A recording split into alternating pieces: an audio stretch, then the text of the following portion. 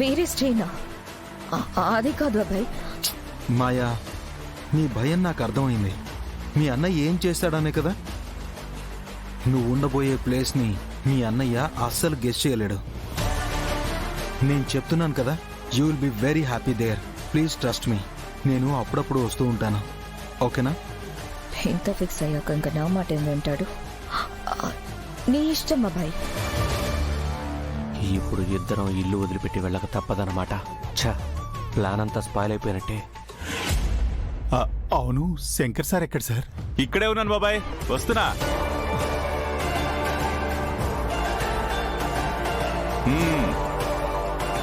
ఈ ఇంటి అల్లుడు గారు, ఈ ఇంటికి వచ్చిన ముఖ్య అతిథి, వీళ్ళిద్దరూ ఇంట్లో నుంచి వెళ్తుంటే నేను సెండ్ ఆఫ్ ఇవ్వకుంటే ఎలా బాబాయ్? ఏంటి రవి, మీ నాన్న దగ్గరుండి దుకాణం మొత్తం సర్ది చేశాడా? ఏంటో రవి, అన్ని లాంఛనాలతో మా అక్కిని నీ చేతుల్లో పెట్టి అప్పగింతలు చేసి సగౌరవంగా మిమ్మల్ని పంపిద్దామనుకుంటే అతనెవరో కొండదేవరా అని మధ్యలో వచ్చి స్పీడ్ బ్రేకర్ వేసేశాడు. సారీ, ఏమనుకోకు. ఏంటమ్మా మాయా, నీ పేరులో ఉండే మాయా నీ ఫేస్లో కనిపించడం లేదు? అదేమ్మా మ్యాజిక్, మ్యాజిక్ స్మైల్ అంటున్నా.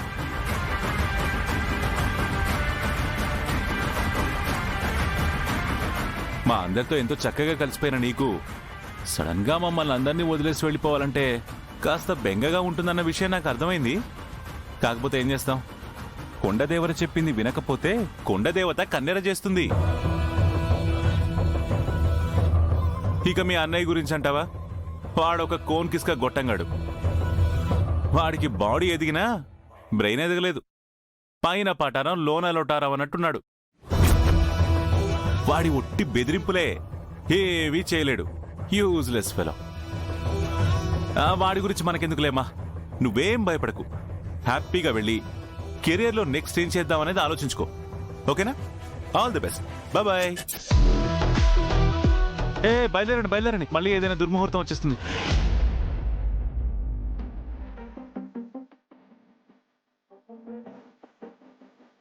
రవి, ఏంటి అక్కీ గురించి వరి అవుతున్నావా? నువ్వేం వరి అవ్వక్కర్లేదబ్బా.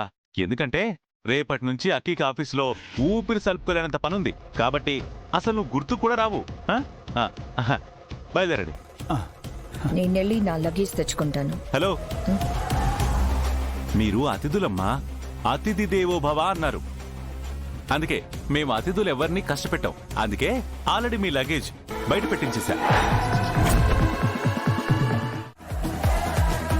ఇదిగో, ఇలాంటి విషయంలో మాత్రం నేను చాలా ప్లాన్డ్ గా పద్ధతిగా ఉంటాను, అర్థమైందా?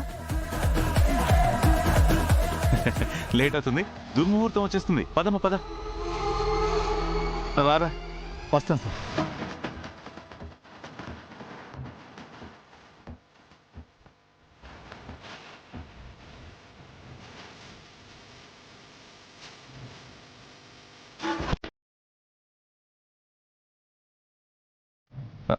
బాబాయ్ ఒక్క నిమిషం.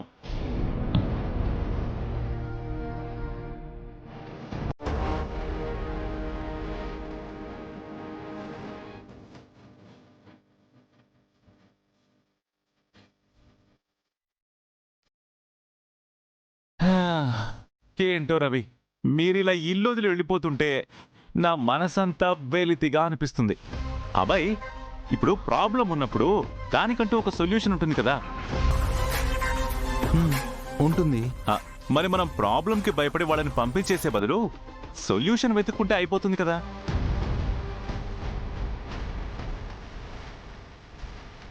నువ్వేం చెప్పాలనుకుంటున్నావు శంకర్?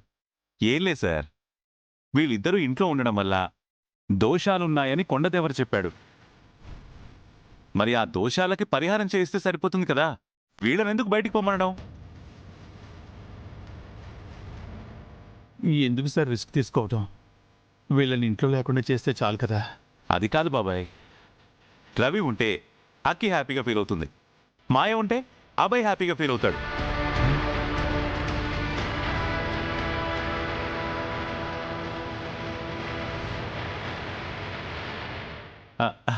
అదే అబ్బాయి, యాజ్ అ ఫ్రెండ్ అంటున్నా. వీళ్ళిద్దరి కోసం వాళ్ళ ఇంట్లో ఉండడానికి ఏదైనా పరిహారం ఆలోచిద్దాం. సింపుల్ కదా. అదిగా శంకర్. సార్ నేను చెప్తున్నాను కదా, ది బెస్ట్ ఐడియా ఇదే. ఆ, బాబాయ్ సార్. నువ్వే లగేజ్ దగ్గరుండి సర్ది తీసుకొచ్చావు కదా, ఆ. నువ్వే తీసుకెళ్ళి సర్దే లోపల. ఇదిగో మీ మామయ్య గారితో వెళ్ళమా, నువ్వు కూడా హెల్ప్ చేయ కొంచెం. వెళ్ళండి. బాబాయ్ మాయా సూట్ కేసు తీసుకెళ్ళి లోపల పెట్టాయి. ఎందుకంటే ఆడపిల్లలతో బరువులు మోయించడం మంచి సాంప్రదాయం కాదు. ఓకే వెళ్ళు. ఓకే. తీసుకెళ్ళి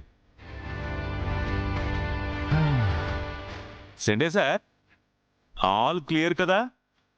క్లియర్ శంకర్. ఇప్పుడు మాట్లాడుకుందామా? వర్ధన్ ఫ్యామిలీని నాశనం చేస్తానని నువ్వు నాటకాలాడి కుటుంబంలోకి ఎంటర్ అయ్యావు. గుడ్. మనల్ని బయటికి గెంటేయాలని చూశాడు కదా, ఇంటి అల్లుడు అనే ట్యాగ్తో నువ్వు శంకర్ని బయటికి గెంటేసేలా చేయి. Yes, that's better. ఎందుకంటే ఇప్పటి వరకు అతన్ని ఆర్యవర్ధన్ అని, ఇది మరో జన్మ అనే నిజం గౌరీకి తెలుసు, కానీ శంకర్కి తెలీదు. అది తెలిసేలోపు మనం చేయాల్సింది మనం చేసేయాలి. అర్థమైంది. వాళ్ళు ఎలానో శంకర్కి నిజం చెప్పారు. సో నేను అక్కిని మానసికంగా హింసించైనా సరే శంకర్ని బయటకెండిచ్చేలా ప్లాన్ చేస్తాను. శంకర్ మన దారికి అడ్డు తొలగితే వర్ధన్ ఫ్యామిలీని నాశనం చేయడం పెద్ద కష్టమేం కాదు. ఆ తర్వాత ఆస్తులు షేర్ చేసుకొని మనమందరం సెటిల్ అయిపోవచ్చు.